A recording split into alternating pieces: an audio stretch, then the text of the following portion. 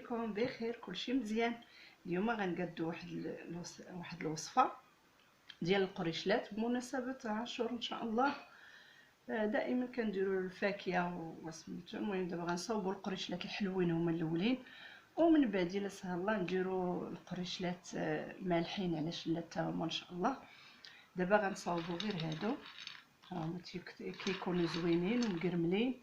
وصفه يعني ساهله، المقادير غيكونوا في الدار موجودين، يعني ما فيهمش شي مقادير اللي كثيره، وكيخرجوا كميه كثيره، يعني كميه بركه.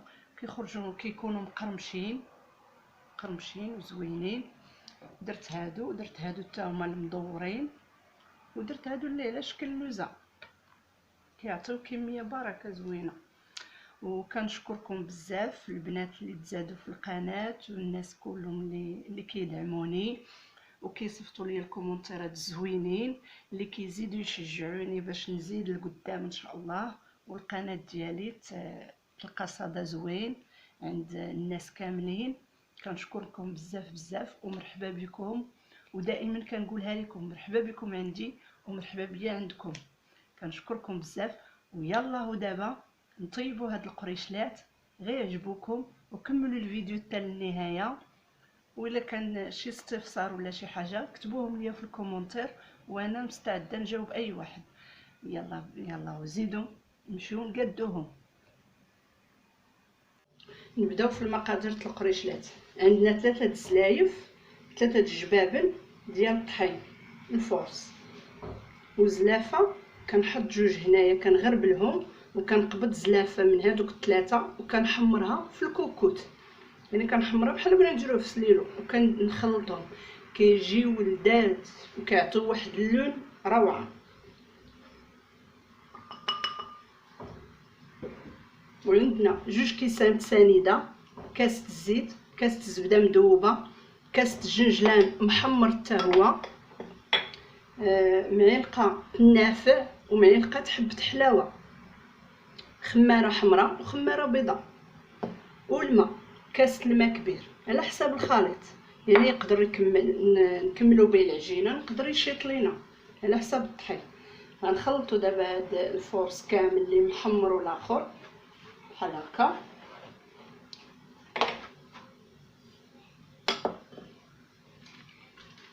ندير النافع، غندير الفانيا،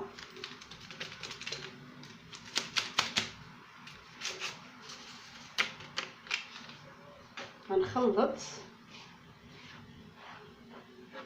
غندير سنيده دوك 2 كيسان،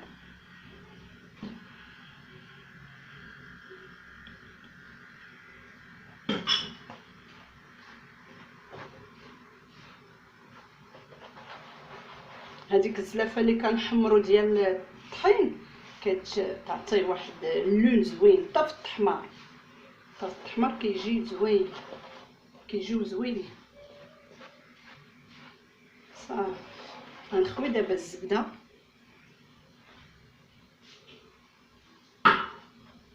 غنخوي الزيت،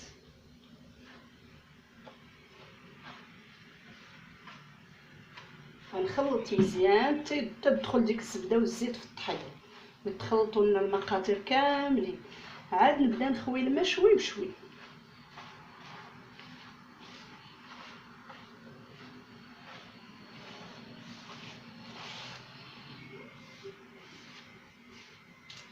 ندير هاد الخماره،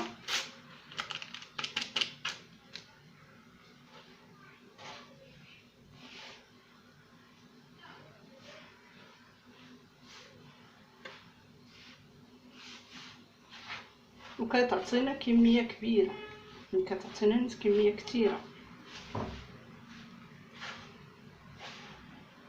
ندخلو هذيك الزبده كامله في هاد الطحين بحال هكا. صافي ونبدا نخوي في الماء شوي بشوي انا كنعجن حتى تجمع ليا العجينه. صافي هي من بعد ما جمعتها تجمعات كامله، غنديرهم هكا قريصات،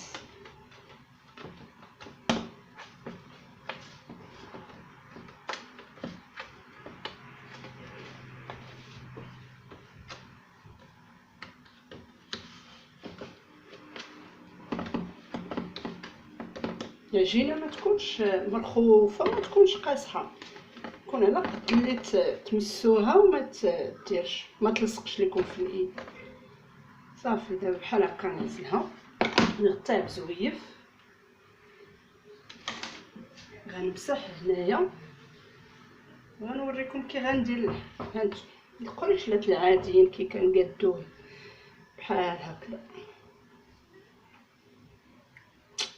بحال هكذا.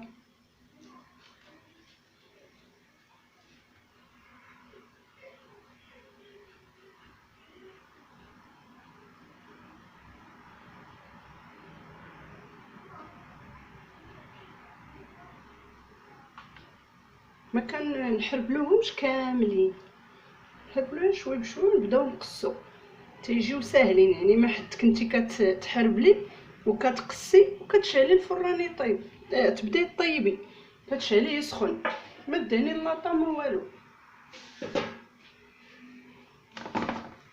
غير كتقصي بالمقص بحال هكا.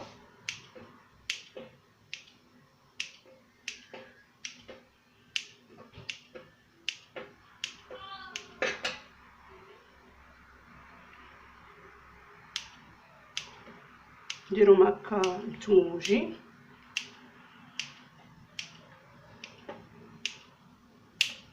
صافي كتشعلي الفران يسخن مزيان وكتنقصيه ديك الساعه، كتشعلي مثلا على 180.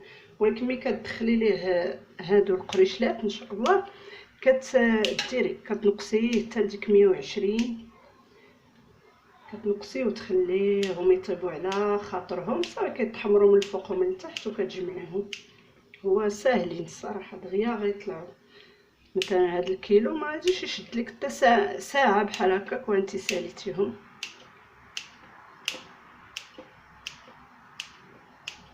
صافي انا نبقى هكا حتى نكملهم كاملين، وديك الساعه نردهم يطيبوا وغنرجعو نشوفوهم كيطابوا.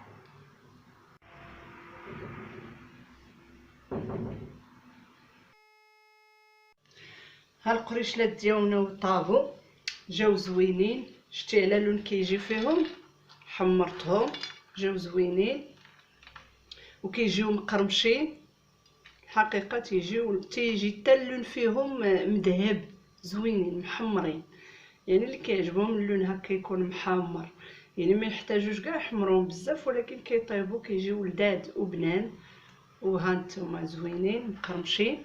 درت هادو تلوزه ودرت هادو العاديين اللي هكا مدورين، درت شويه هكا وشويه هكا، وكيعطيوني كميه بركه، كيعطيوني كميه كثيره. دابا عندي هذا القياس هذا اللي حطيت في الطبسيل، حيت الطبسيل صغير وعندي قد هكا نيت ولا كتر باقي معزول في محطوط عندي في سوبيره. المهم كنتمنى تعجبكم هذه الوصفه وتجربوها ان شاء الله وتعجبكم بزاف. بالصحه والراحه وبسلامه عليكم.